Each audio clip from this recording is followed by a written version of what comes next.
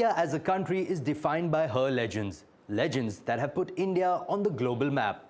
Luminaries that reside at one iconic destination, the World Towers.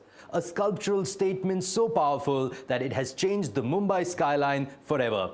Hello and welcome to Life in the Skies at the World Towers, partnered by ET Now, a special series where we bring to you the inspiring stories of legends that have redefined the very definition of success. Hi, I'm Sumit Lakhotia, and this week I meet one such legend, Rear Admiral Rahul Kumar Shrawat. With an illustrious career in the defences, Rear Admiral Rahul Kumar Shrawat is a leader par excellence. His diverse experience in management, administration, research governance, technical operations and shipbuilding remains unparalleled. Well, Admiral Shrawat, it's a pleasure and an honor to meet you and to speak with you. Thank you for coming on our show. First up, let's start with the very beginning. Now, as a child also, you were living in different places in Hastinapur and other. So how was the childhood upbringing like? My childhood days, I spent in places in Western UP like Lansdowne, which was a hill station. I lived in Hastinapur, which is a historical place.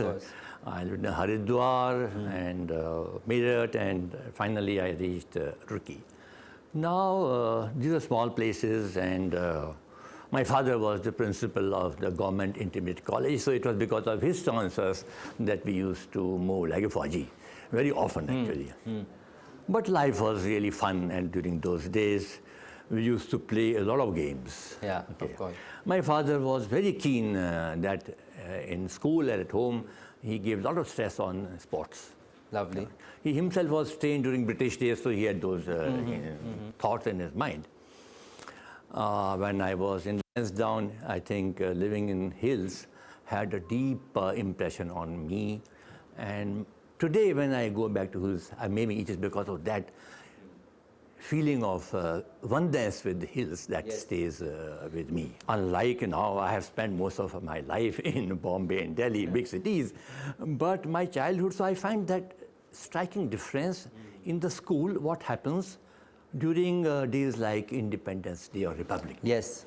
So unlike here, where there's a holiday, it used to be a lot of excitement amongst us, that we'll go to school, that there are no studies, there will be only parade, there'll be some lectures on patriotism in the field where the flag hoisting will take place. A lot of patriotic songs will be played on the loudspeaker. So I used to really look forward to that, and in the end, everybody will get sweets. Yes. Okay. So this, I think those occasions were having impact not only me on, in fact, everybody else of those who were there, that they will talk of patriotism. People who have given their life for the independence. Or one more thing, I think the entire country also had that kind of flavor, that we have got this hard-fought independence, and you talk about it. The zeal was there. I used to be good in studies, and generally the top ranker or second, something like that. So getting into engineering was not very difficult. And I qualified both for Roorkee, which was not IIT during those days. It was University of Roorkee, an independent organization, and All India examination for that. And IIT was in separate examination. I qualified for both, but my father decided that I have to go to, so to say, the Thompson College of Civil Engineering University. So I joined there, and 4 years of my life spent there. 4 years of unforgettable life in the University of Roorkee, now IIT Roorkee. And Admiral Shrawat, at the engineering college, the last year was when, so to say, the Navy came calling. It was not something that you planned for, but it was such a good fortune, a turn of events. So tell us about that, how that happened. So one is that you see, because Roorkee was set up during British days to train engineers for British Army, British Indian Army, I would say. So that college still has a lot of lineage of those days. And the facilities, etc., everything, like as if you are already an officer in the army. Like that, those traditions are there. Proper dining hall, sit-down dinner, cutlery, crockery, etc., etc. So that kind of impression was already there in my mind. But I had not imagined that I'll be joining defense service at that point in time. It was not my plan. But in the final year of engineering, third year, somehow the naval officers came to select engineers from the college, and all of us felt that I might as well take it as an experience. So we went for the experience of the interview. I got selected. They selected some 5 of us, and that was followed by the services selection board proper interview. I qualified over there also. So it just so happened in a very natural manner. I didn't plan like that. Navy came, selected, and wow, I started getting pay in my final year. You trained at the Naval Academy in Cochin. Of course, must have been rigorous training. True. Take us through that. What was those early days? What were they like? I would say it was a culture shock for me, certainly, you know. I thought I had been selected to be an officer in the Navy, and the moment we join, we'll be treated like officers. Oh, it was such a culture shock. And the life was always running. We are not walking, we are always running, as if we are always late. The punishment like, you know, front roll, roll in the gutter, do this, climb the rope, was at the drop of a hat. And this punishment will continue till late night also. Oh my God. So we did not know what has hit us, where have we reached, you know? Have we become officer, or have we become the lowest form of life of a human being? It was very tough, okay. But I think it is all intentional, you know, the services train you to be a man. So it was that training for us. It was very tough, but looking back, I think it is a lot of fun. Yeah. And it made a man out of us. Well, as they say, you know, to get the finest steel, you have to put it through the furnace. So I think those were the one which set the foundation. And then illustrious 36 years in the Navy. Take us through some of the key moments of your Navy career. Life? Yeah. So of course I did 3 tenures on board ships, and because I am an electronics engineer, so I was in the electrical branch of the Indian Navy.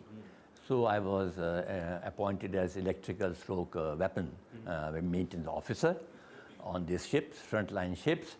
And as it so happened that they were all made indigenously in India. So I think I'm just saying maybe God was training me to do shipbuilding indigenously later years in my life.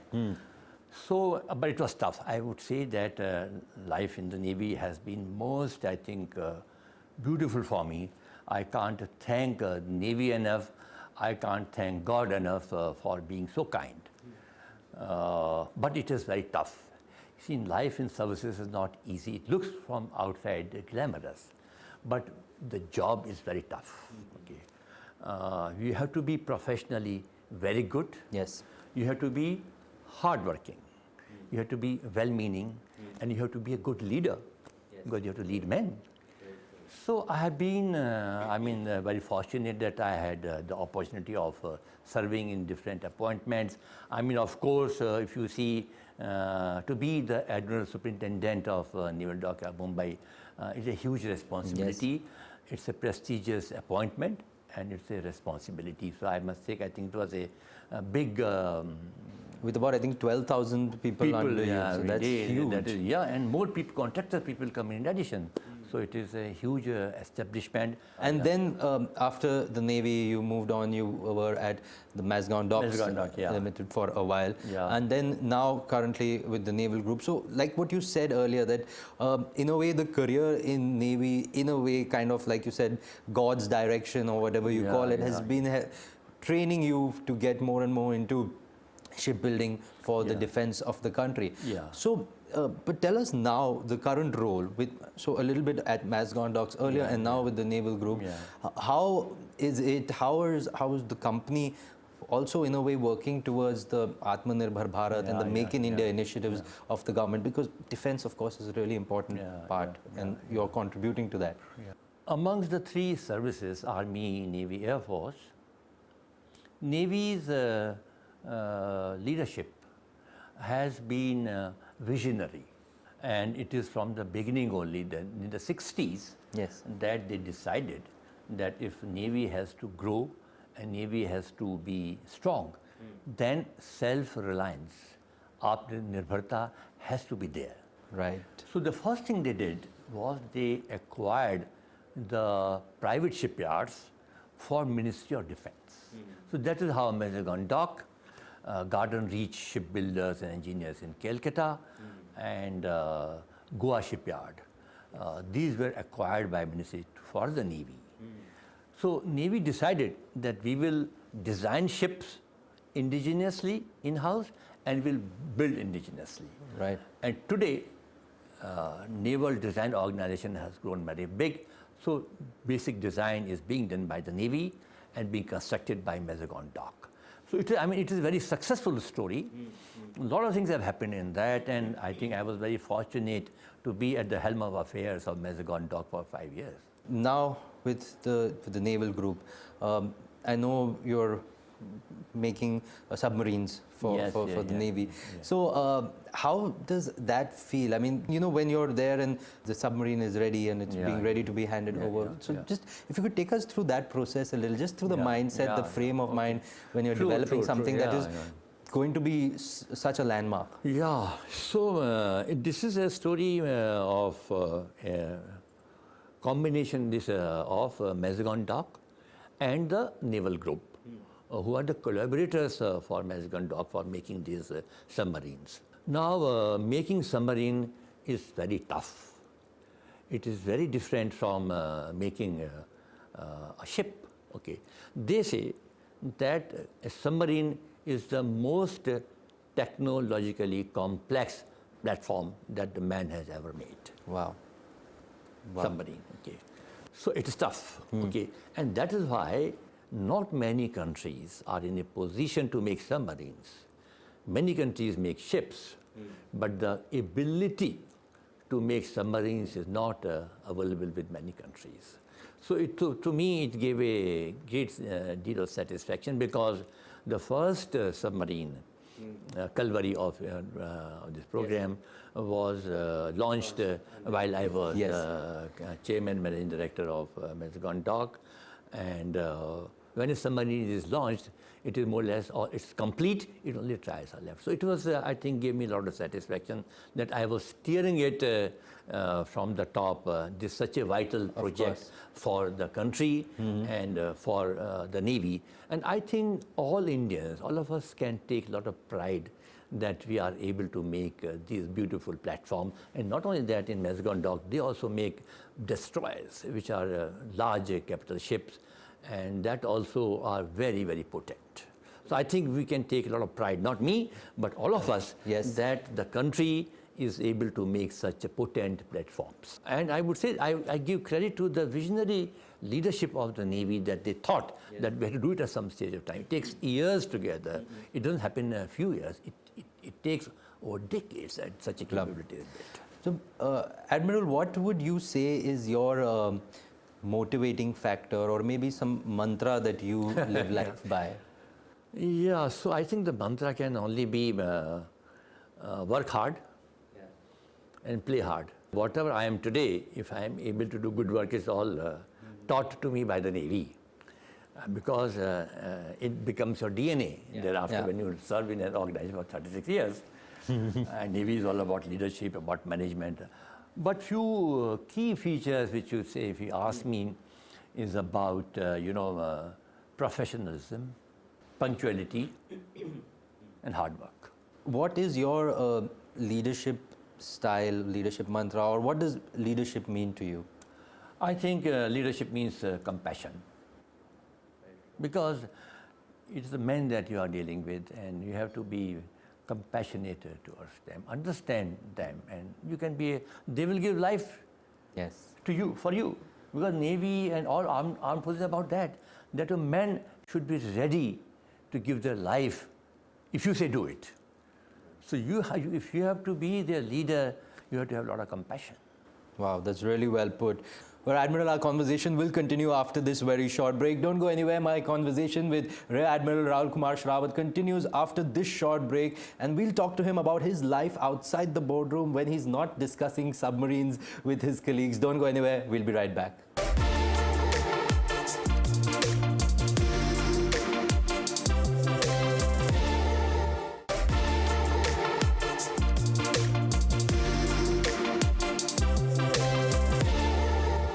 Welcome back to Life in the Skies at the World Towers, partnered by ET. Now I'm in conversation with Rear Admiral Rahul Kumar Shrawat.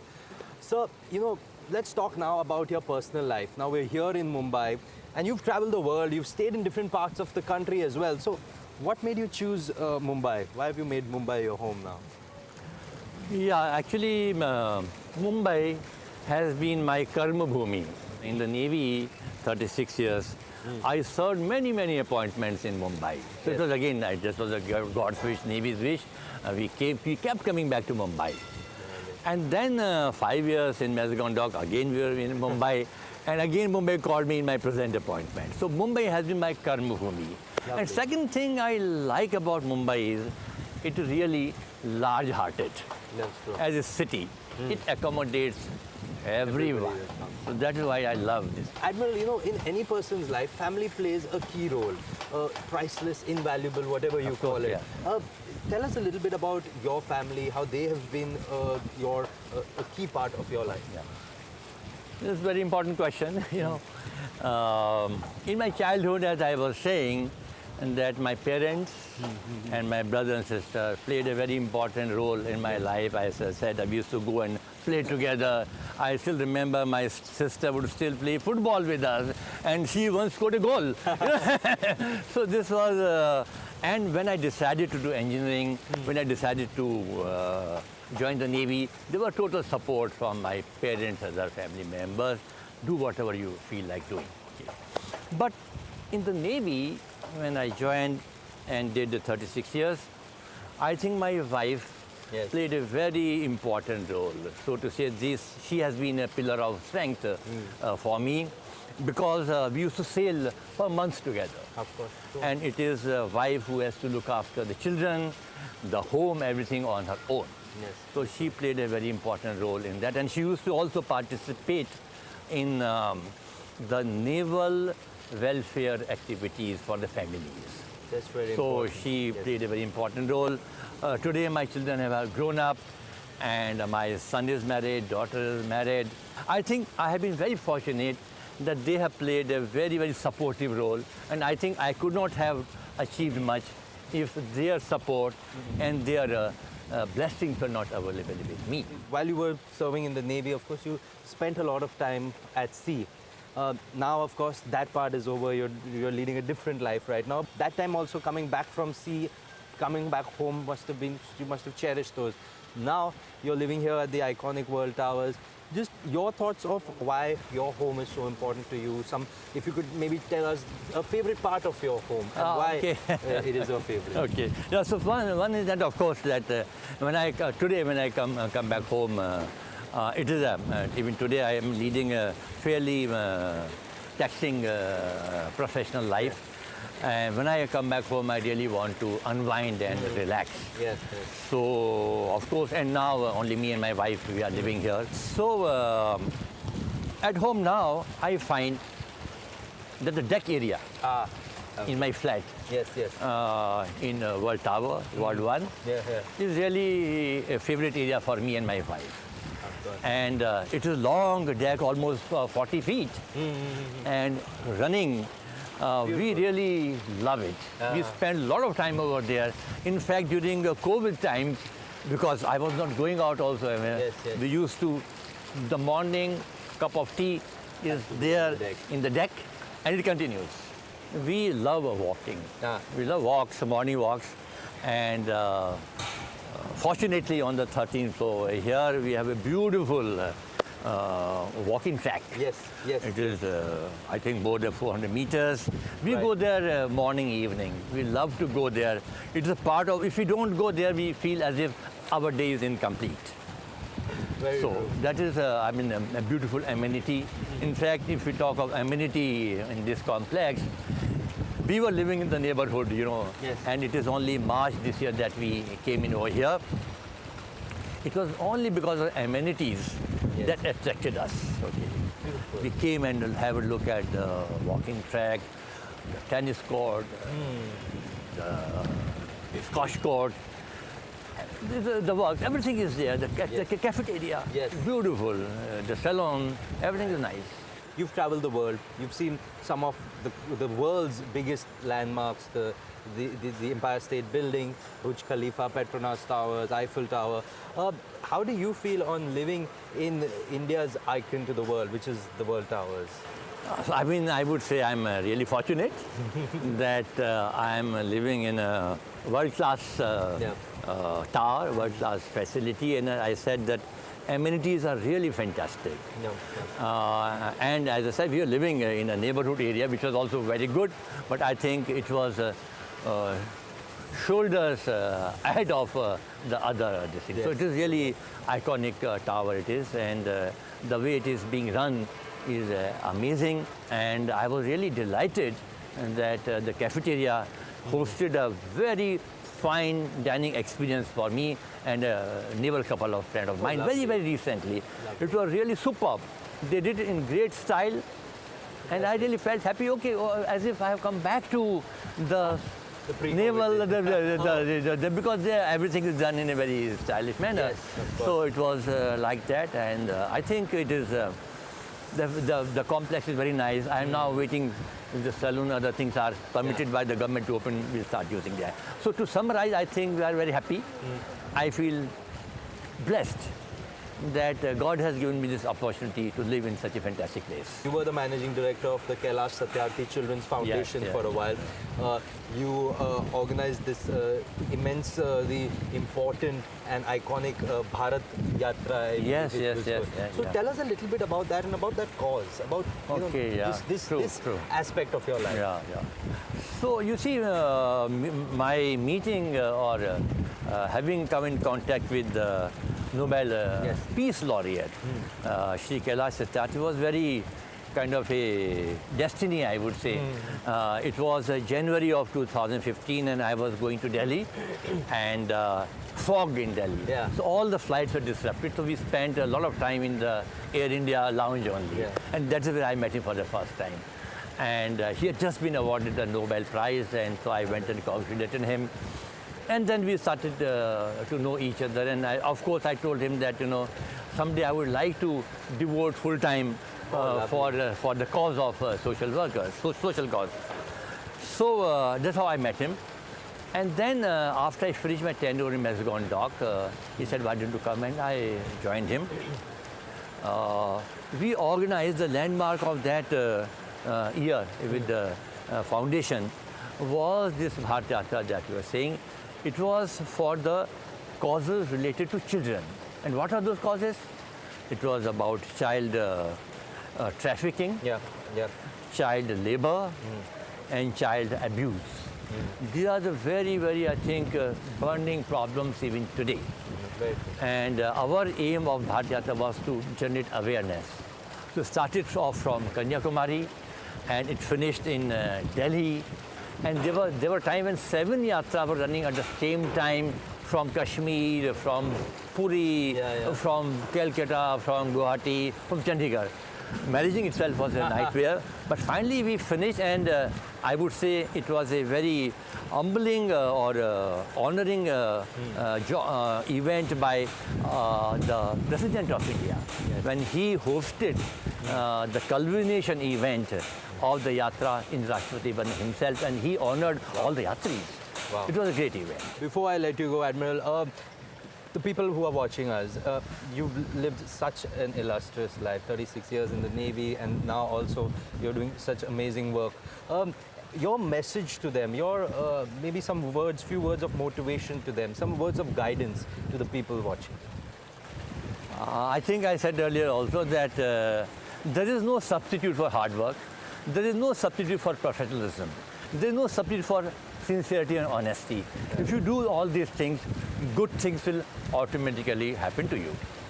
Well, Admiral, thank you so much for talking to us. It was an absolute pleasure and an honor to meet you and interact with you. Thank you so much. Thank you, Sumit, for this wonderful interaction, for giving me this opportunity to share my experiences. Thank you so much. Thank you.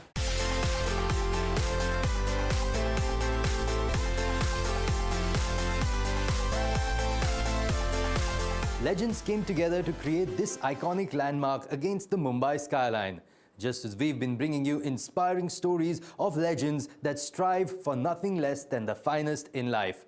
Next week, same time, same place, we'll bring you another inspiring journey from right here at the World Towers. Until then, goodbye and many thanks for watching.